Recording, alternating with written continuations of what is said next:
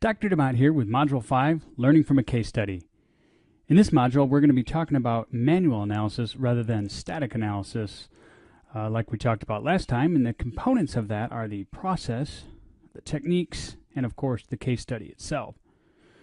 So if you're going to do a manual code audit, obviously you need somebody who can do that, somebody with deep expertise and knowledge in not just security, but in the specific language and area that you're working in. You know, the more experience there, really the better.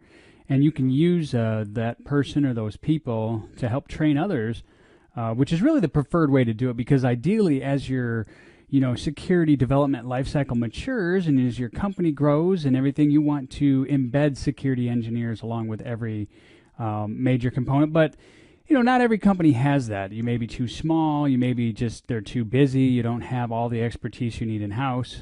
So you can obviously use third-party companies as well to come in and audit your code. There's folks that certainly specialize in that as well.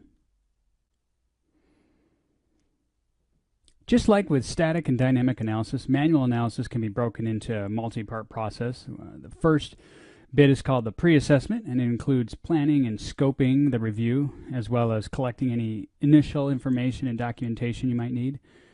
The second step is called application review, and it's the primary phase of the assessment. And it can include things like the initial design review, review of the code.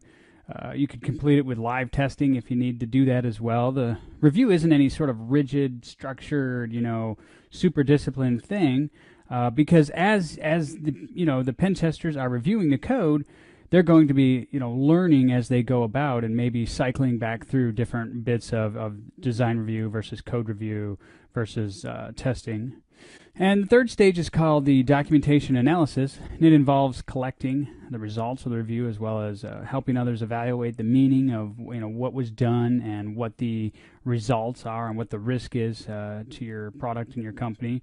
And finally, the fourth bit is called remediation support, and that's where you can help maybe evaluate the fixes that developers prepare, as well as maybe even helping report bugs that were found in third-party libraries.